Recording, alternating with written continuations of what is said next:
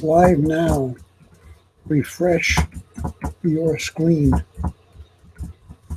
and try the link.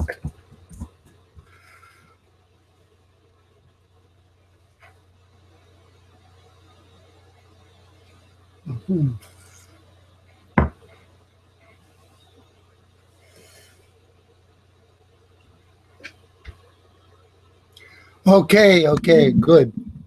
That was my fault, guys. The thing about Hangout, I was on the Hangout, but until I click start the broadcast, you wouldn't see anything. Okay, cool. Glad to hear it. Now I want to go full screen on my other computer. Nice. Okay, cool. I don't think Lauren is coming tonight. So here's a little background, guys. I first prepared a presentation, which I'm going to do for you guys eventually, probably next week, on the napkin presentations. Very powerful stuff. It's about network marketing, period. It's not isogenic specific. It's really gets deep into how network marketing really works. But then I thought about it and I said, you know what? You guys at this stage really need to drill down on the skills to build your current business. So one of the most important things we haven't covered in depth is the three-way call. That's what we're going to do tonight. Please type in the box if you can hear me speaking.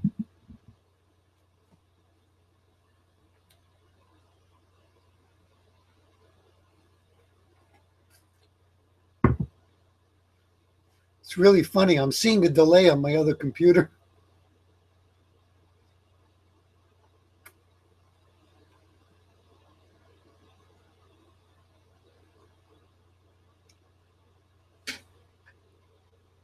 Good. You can hear me. Good. All right. I'm going to pull up the slides. Let me know. Let me see. Here we go. Okay.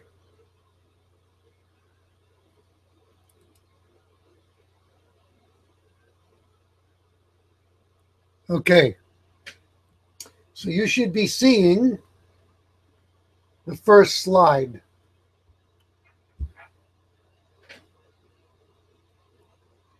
Three-way calls.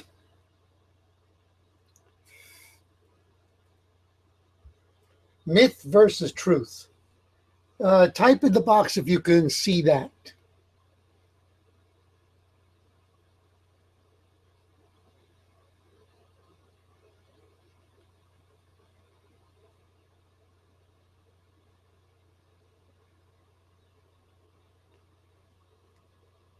Can you see slide number 1? Cool. All right. Good. This is one of the most powerful tools we have as network marketers. It works on a lot of levels. It's also the most misunderstood, the most feared, and the most avoided, except by the leaders. You get people like Susan Sly, who probably does 5 or 6 of these every single day. She even does them when she's driving in her car. So let's take a look at first some of the negative perceptions of the three-way call. New people in network marketing sometimes are afraid. You know what? It feels manipulative.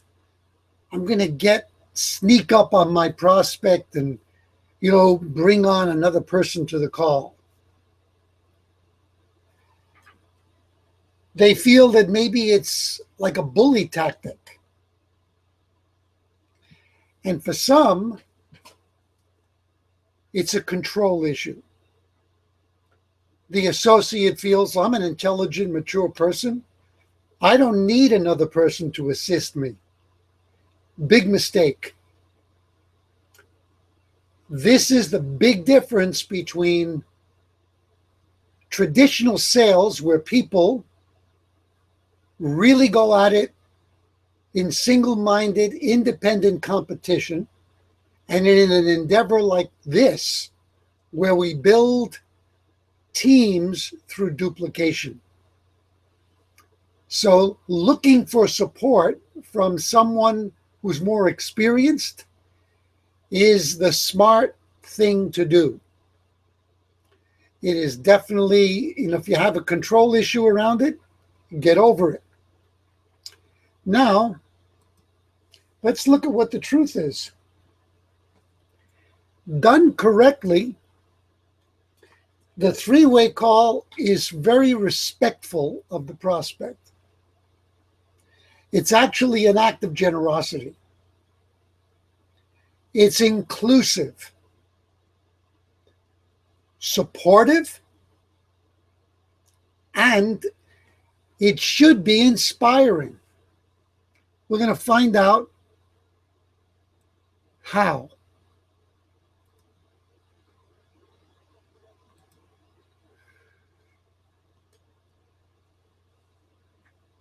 You really got to appreciate the power of the three-way call and understand the psychology of it and what makes it work so well when it's done correctly.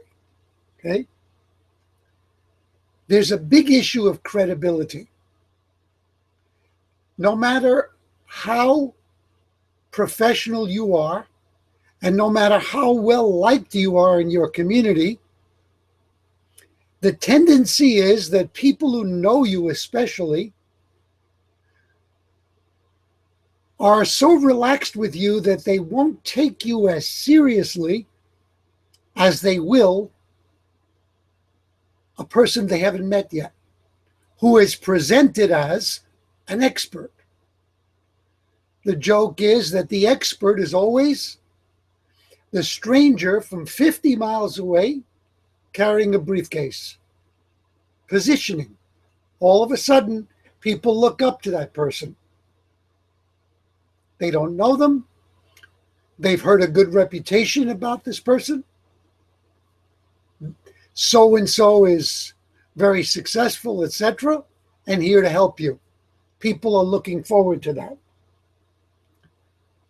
Once the credibility is established, that expert can create an incredible rapport with your prospect.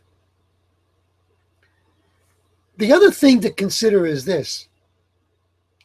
When you introduce a prospect to an upline leader who is successful, you're already showing that person that this is much bigger than just you.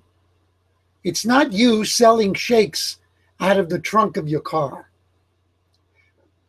It begins to introduce them to a wider community. That's big for credibility.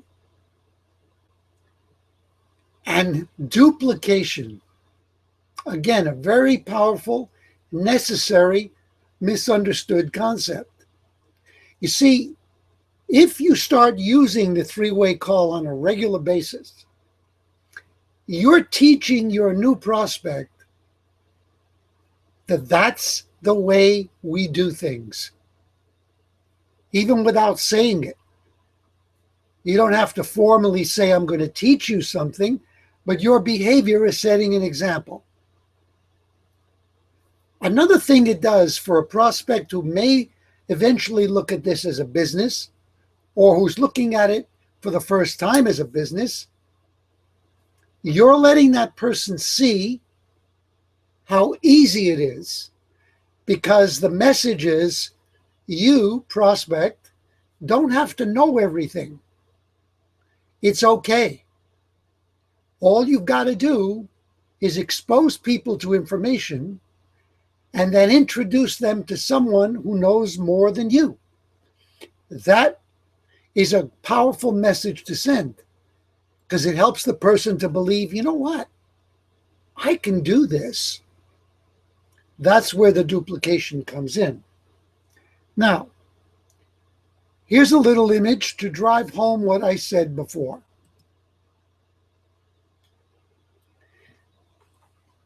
If you're working in your warm market and your prospect is among your friends and family, unfortunately, this is what it can look like. You're shouting your message excitedly about Isagenix as if you have a megaphone, and they're running the other way. Not because they don't like you. They have known you in one particular role for so long that they find it hard to believe you. You know, Kathy Coover, who, is the co-founder of the company, powerful, successful woman, took her more than a couple of years, 2 years, to bring her own brother on board. Her own brother. He saw her massive success. She was running the company, didn't believe it. He was a chiropractor who knew it all. One day, he actually did try the products. The rest was history. But even Kathy Coover had the same problem. She was on the megaphone. People who knew her were running the other way. Let's see what happens when it's not you talking directly to the prospect, but the expert whom they haven't met yet. It'll look something like that. The expert is Superwoman. She can fly. And now your friends and family are chasing after her. They're eager to find out what she has to offer. It's funny, but that's the way it is. That's the way it is. This is one of the reasons we really, really want to emphasize the use of and the proper use of the three-way call. Now let's look at many, many people do them and they do them badly. Let's look at what we need to do so that our three-way calls are classy, supportive, inspiring, and successful. This is the anatomy of a three-way call. I'm just going to go over the steps first. These are the steps that you follow. Number one, of course, we assume that you've already notified your upline expert and have gotten that person on board to say, yes, I will be available at such and such a time for this call. With that out of the way, the first step is you call the expert first. So if you were doing a three-way call with me, you would phone me about 3 or 4 minutes before the call. We would be online together. We've had our little briefing, and then you would call the prospect. We're going to go into, in the next slide, what you say to the prospect. But for now, these are just the mechanics. You call your expert or upline support first. Then with that person on the phone, you make a conference call to the prospect. Now that the 3 people are together, your next important step is to edify the expert. And I'm going to get into exactly what that looks like. Then you edify the prospect. Then you introduce each other. You introduce them to each other. And then zip, duct tape. You resist the temptation to say anything. You let the expert take over the call. Before I move on, an important thing is to start finding out who your leadership is. So let's say you're going to be a prospect as a single mom. If you have an upline leader who's also successful and a single mom, well, it would be great to get those two people to talk. Ryan is a chiropractor. So at some point, Ryan, somebody in your team might have another chiropractor as a prospect. That team member will want to rely on you to do that three-way call. So you try to match people in as best you possibly can. Sometimes you can't make the match, right? But for instance, if I meet somebody who was in law enforcement, I will reach out to several of the people in Isagenix. They're not on my team, but they were in law enforcement. And I'd ask them to do a three-way call with me. That's significant. It all helps to create rapport. Okay, now that we know the steps, let's get into some of the details about. Excuse me.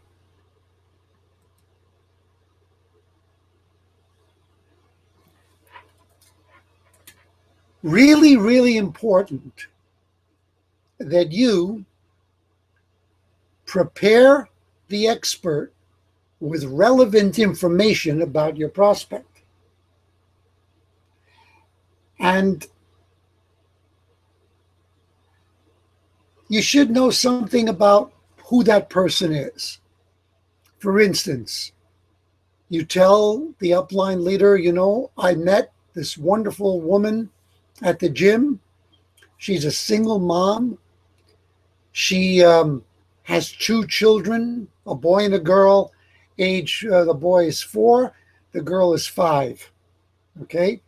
She's working 2 jobs, etc. Hopefully, when you've spoken to your prospect, you found out something about their goals. Is the person's goal weight loss? Is it energy and performance? Is it both? Is it also to have an additional income to take some of the pressure off of trying to manage being a single mom with 2 children and 2 jobs? Know these things to present to your expert before the call happens. And then, this is just absolutely be as thorough as you possibly can. So what does that mean? That means that when you're meeting people, you're asking a lot of questions. I've done 3-way calls with some of my new people, and I've asked them about their prospect, and they don't know much. Well, he's a businessman. Okay, what does he do? I don't really know. Okay, how old is he? I don't really know. Because they weren't asking questions. They were just so eager to sell something. Don't do that. Learn about your prospect, take notes, share that with your upline before the call is made. Okay. Let me just check in with you guys. Type in the box. Is this good so far? Any problems, any questions, or do you feel it's good value? I'm not looking for a pat on the back. I'm looking to make sure that I'm going in the right direction with you guys.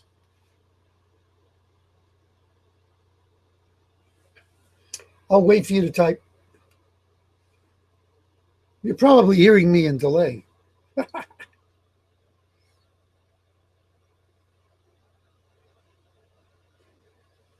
Yeah. Yeah, exactly, Sean. If you don't know a lot of people, in the business yet, you just call whoever. It's okay. It's after a while. See, one of the reasons you want to start going to a lot of events, like I said, I rely on people from all different teams. So if I'm speaking to a single mom, I know a woman who's on Susan Sly's team who's really physically fit, who has four children, and she's very successful in Isagenix. So I would call her because I know her. But when you go to these events, networking, exchange information with people, you'll expand your supply of experts to talk to. Okay, let's move on to the next slide.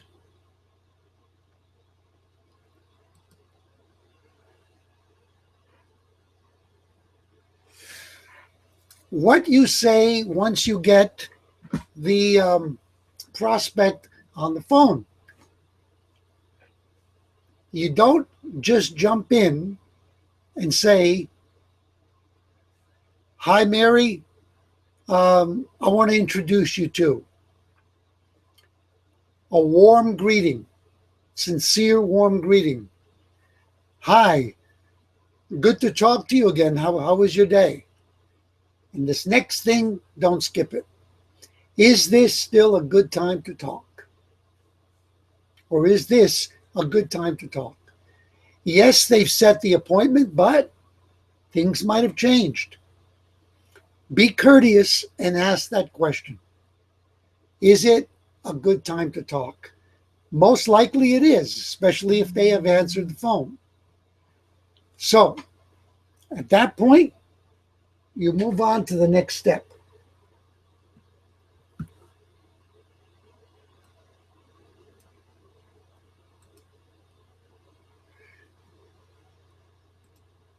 You're going to edify the expert. Okay. Edify has various meanings. The meaning that concerns us is to build up, to elevate. Now, really important here. Here's the difference between a professional and an amateur. An amateur will just use flattery, say anything, hype. The pro elevates the expert and elevates the prospect by speaking the truth. There's always something of value that you can say about both parties. Now, what you see on this slide, I got from Susan Sly. What she does is she makes sure that the people who are going to be doing calls with her have a piece of paper that has on it 3 professional facts about Susan, basically a list of her accomplishments, and 2 personal facts. So they would say things like, professionally, this woman has achieved one of the highest ranks in the company. She did that in a matter of 3 years. As a professional athlete, she has run the Boston Marathon 5 times. She has won professional athletic competitions. She's also a holistic nutritionist. 3 things that are professional about Susan. Personal. She is a mom of 5 children, one of whom from whom she adopted as part of her philanthropy in Africa. And she's also a devoted wife to her husband, who's also a business partner of hers, her husband, Chris. So now you've given a rounded picture of who this expert is. Now, no jargon. This is really important. Don't ever use the expression, "I'm going to introduce you to my upline." That's our jargon. The prospect doesn't use language like that. Upline? No. You never use the expression 3-way call. If I'm going to suggest to a person that we're going to do a three-way call, I would use language like this. You know, John, when I phone you, I would love to have one of my close friends and mentors on the phone with me, because Susan has so much more experience than I do and can address a lot of your questions probably much better than I can. Would that be okay? Now you've offered that person something special, as opposed to saying, you know what, John, next week, can we set up a three-way call with my upline? Huh? No. Big red light. No jargon.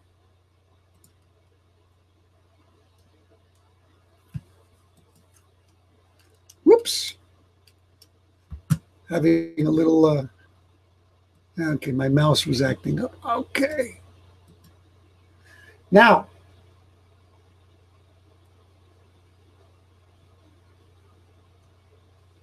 you edify the prospect. Here's where newbies have sometimes struggled. I said I had a new associate who was lovely, enthusiastic guy, but he found out very little about people. So you might think, well, it's much easier for me to edify a friend or a family member because I know them.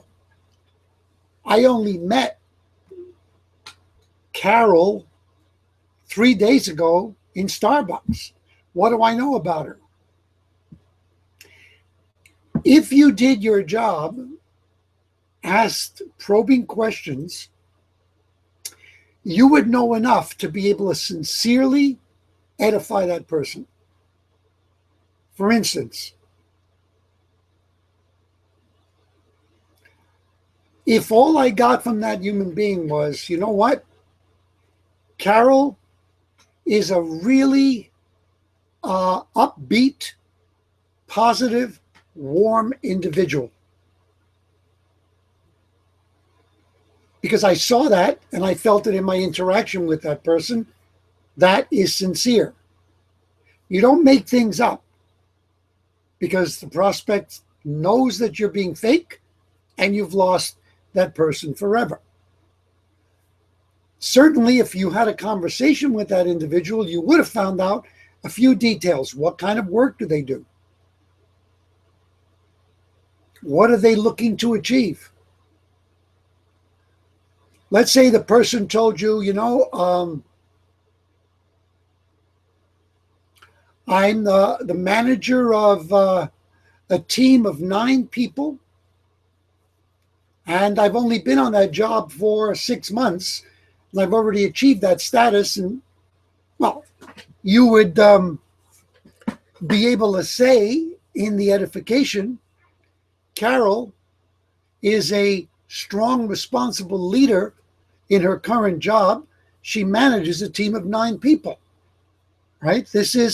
So find out as much as you can. And if it isn't something that you've heard from the person, it could be something that you feel from them, that they have a great sense of humor, that they're friendly, that they're kind. You can see all those things, but have specific things to say about the prospect as well. It would be really bad if you edified the upline leader and then just said, and this is Carol.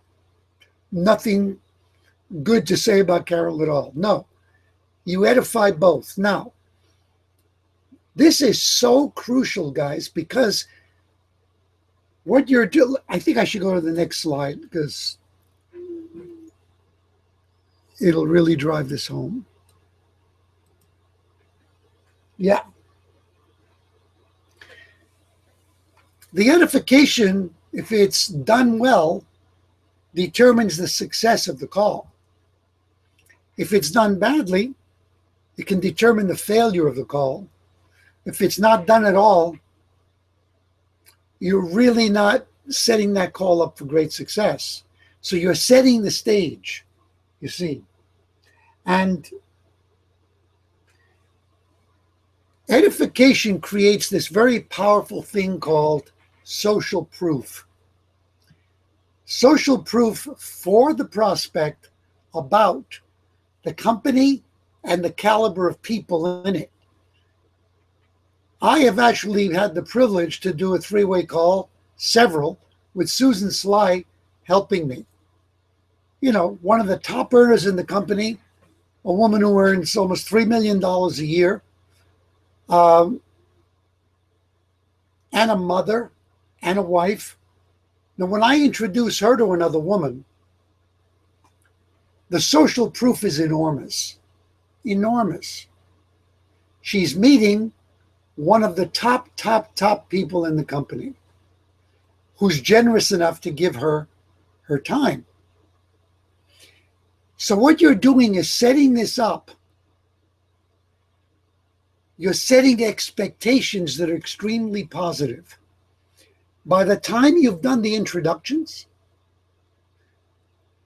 both parties are more open to each other.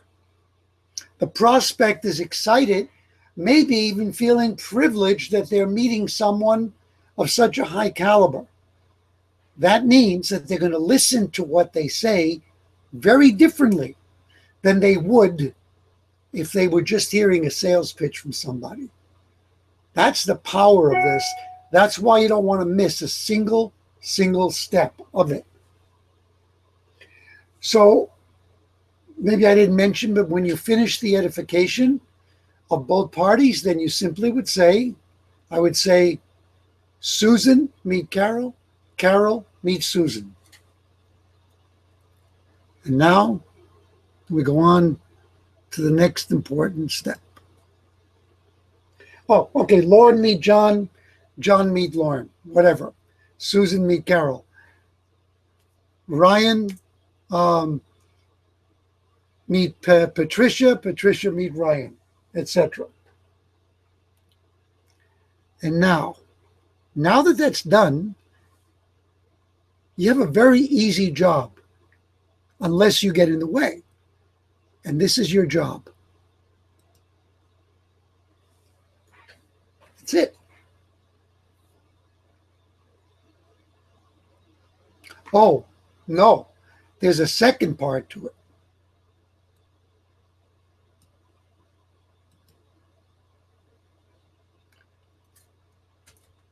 God gave us 2 ears, 1 mouth for a reason. We should be listening more than we're talking. You become all ears. Now, I know some pros in the business who are so strict about the rules for their three-way calls that if their team member gets too eager and decides to jump in the middle, they will pause and they will say to the team person, you know what, Samantha, it seems like you've really got this handled. I'll let you take the call from here. It was nice meeting you, Carol. Hangs up. Interrupting while the upline leader is speaking psychologically is very damaging. First of all, it's jarring to the prospect. That's when people begin to feel like I'm being ganged up on. It's 2 against 1. Secondly, it undermines the credibility a bit, maybe a lot, of the expert, because they were professionally talking, and now you come along and throw in your 2 cents and change the focus. Never do it. So you're all ears and mouth shut.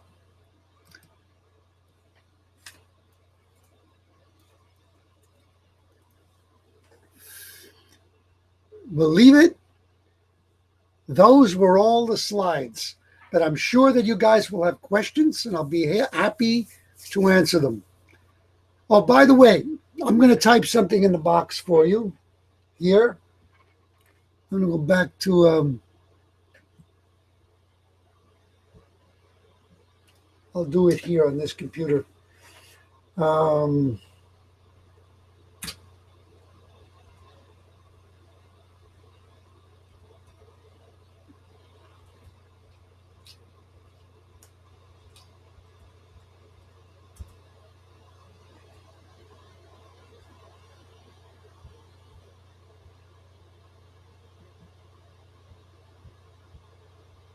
I just had a little glitch here. What?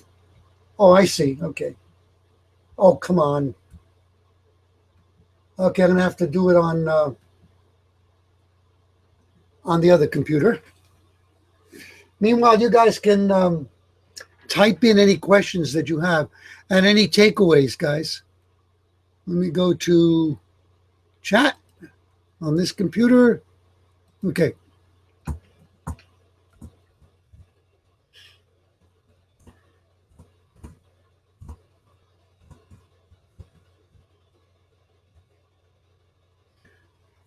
Copy that link, guys. It's not a stupid question, Sean. No. Yes, anyone can do it. Actually, you know what? I used to say that you have to have that feature, but today it's almost standard. When you get a cell phone, they usually, even the most basic plan, usually comes with call forwarding and conference calling. So on a cell phone, it's conference calling. You would just, you'll see an option on your phone to tell you to call another person, to add them to the call, and then to merge them to the call. Almost every cell phone has it. Home phones would only have it if you ordered that service, but cell phones have it. Does that answer your question?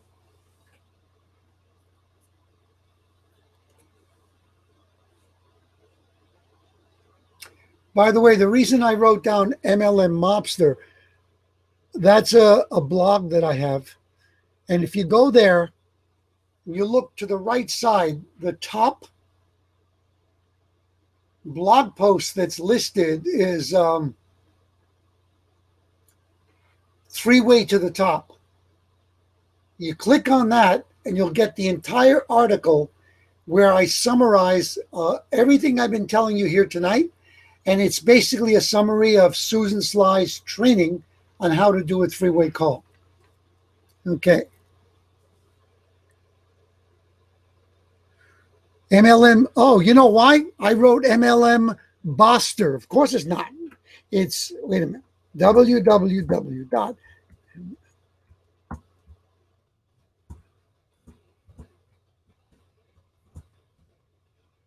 It's Mobster.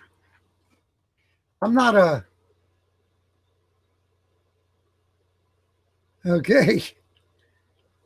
And you'll see on the right-hand side, three-way to the top. So, what are your takeaways from tonight's presentation? Did you learn something new?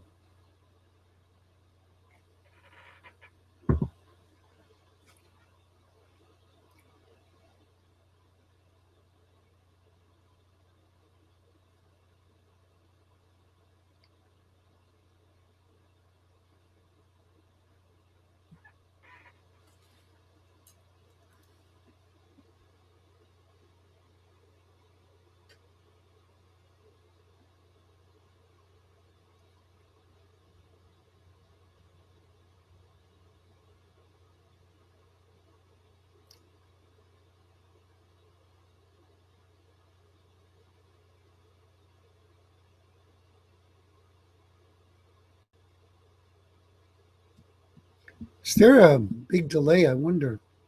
I was asking about takeaways.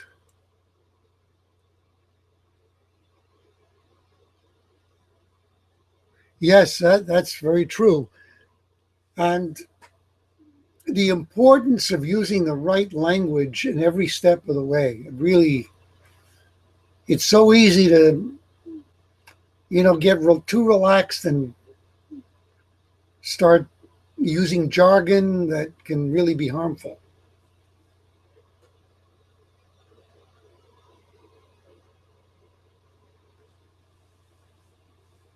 Anything else? Any other questions or any other takeaways, guys?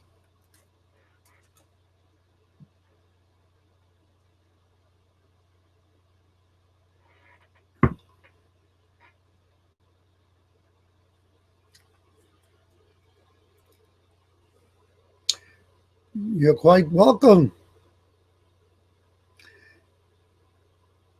It's just getting started, Ryan. You're going to be blown away when you get to Arizona. And then when Drew arrives in May. Would you guys like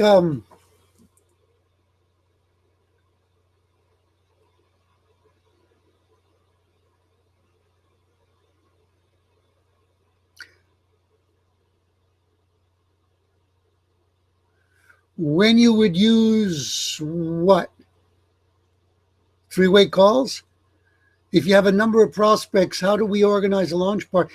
Well, I believe that there's training somewhere on the site, on the Isagenix site in your home back office on how to do a launch party. You know what? If you go to YouTube and you type in launch party Isagenix, you'll be able to see every step explained to you how to do it. And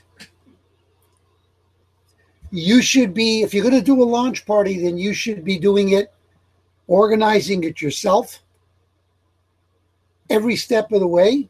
Certainly invite an expert to be there. Yeah. But I would start, let me see if I can find it right now. Hold on a second. Let me take a look.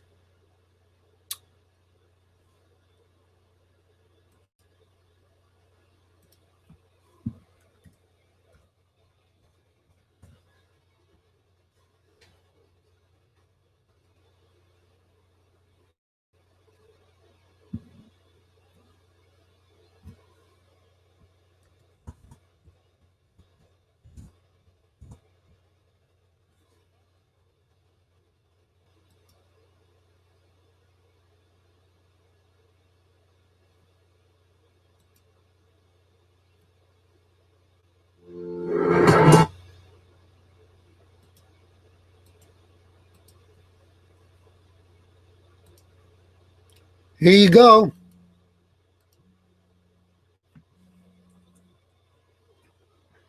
There you go, guys. That link is to Isagenix How to Do a Launch Party. It's almost 7 minutes long. Watch it again and again. Matter of fact, I believe Mike Dallaire is in there. I just interviewed Mike, and Mike is going to be one of the trainers at the event in April. I spoke to him the other day, and I said, "Are you going to be coming down to the event, the leadership event?" He said, "Yeah, I'm actually going to be doing a couple of pieces of training there." So, yeah, man, this is very good. Good question. You know what? Anytime you're looking for something like that and you can't find it in the back office, in the library, go to YouTube. I'm sure you'll find it there. They have amazing training there that has been placed on YouTube and will stay there. Any other inquiries?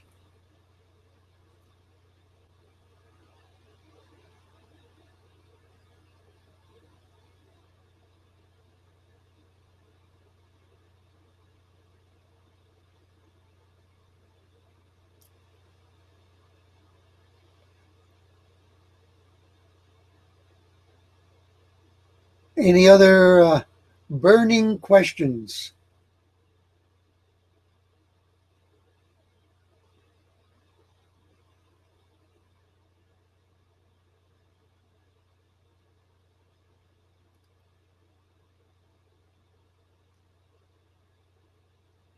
Okay. If not, I will say good night.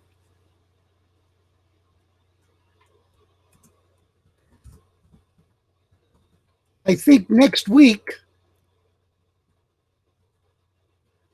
I'll present on the napkin presentations. It's awesome stuff. Okay, guys, have a beautiful night, and we'll talk to you soon. You're quite welcome.